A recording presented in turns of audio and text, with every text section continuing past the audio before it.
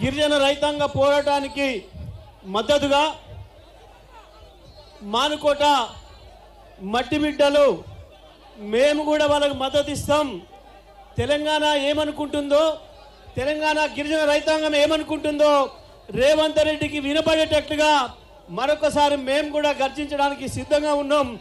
మీరు రావాలి అని చెప్పి బీఆర్ఎస్ పార్టీ రాష్ట్ర కార్యనిర్వాహక అధ్యక్షుడు కేటీఆర్ గారికి ఆహ్వానం పంపడం, దాంతోనే వణికిపోయిన రేవంత్ రెడ్డి ధర్నానే జరగనివ్వను అని చెప్పి అహంకారంతో ఆపితే కోర్టు ద్వారా పర్మిషన్ తీసుకొని కేవలం 1000 మందినే మనం రమ్మని చెప్పి అడిగినా అంతకంటే ఎక్కువ మించి తండలు ఖాళీ చేసి వచ్చిన మానుకోట అన్నదమ్ములందరికీ వందనం, ఉద్యమాభివందనం.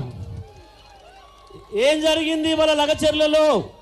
అది లగచర్ల కావచ్చు, ఇవాళ రేపది మానుకోట కావచ్చు, ఎల్లుండి ములుగు కావచ్చు, తెల్లారి అలంపూర్ కావచ్చు, ఇంకొక రోజు ఆసిఫాబాద్ అలంపూర్ కావచ్చు. రేవంత్ రెడ్డికి ఒకటే ఎజెండా. ప్రభుత్వం వచ్చిన తర్వాత ఆనాడిచ్చిన 420 హామీల్ని మర్చిపోయి కేవలం ఆయనకు తెలిసిన విద్య భూమి కనపడితే చాలు, గీతలు గీయాలి, అమ్మకదొబ్బాలి, ఒక్కడికి 3 సార్లు అమ్ముకోవాలి, డబ్బులు చేసుకోవాలనే విద్య, కేవలం రియల్ ఎస్టేట్ అనేది ఒక ఎజెండాగా పెట్టుకొని ప్రజల భూముల్ని గుంజడుకోవడం అనేది ఒక ఎజెండాగా పెట్టుకొని పనిచేస్తూ దానికి ఎదురు తిరిగిన వాళ్ళను, దానికి మద్దతు ఇచ్చి ఎదురు తిరిగిన వాళ్ళకు మద్దతు ఇచ్చిన వాళ్ళను అరెస్టు చేయడమే ఇంకొక ఎజెండాగా పెట్టుకొని పనిచేస్తుంది రేవంత్ ప్రభుత్వం. కానీ నీ ఆటలు సాగవు, లగచర్ల దగ్గరనే మీకు ఫుల్ స్టాప్ పెడతాము అని చెప్పి ఇవాళ పెద్ద ఎత్తున తెలంగాణ రైతాంగం అంతా కదులుతున్నది.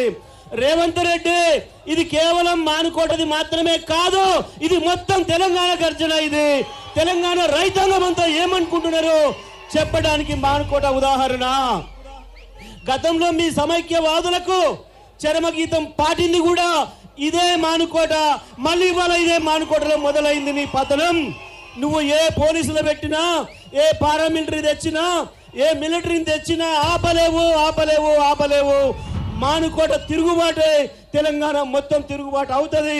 ఇవాళ లగచర్ల అక్క చెల్లెళ్ళకి, లగచర్ల రైతులకు, లగచర్ల గిరిజన సోదరులకు ఇంత పెద్ద ఎత్తున మద్దతు ఇవ్వడానికి వచ్చిన మానుకోట బిడ్డలందరికీ మరొకసారి పాదవందనం చేస్తూ సెలవు.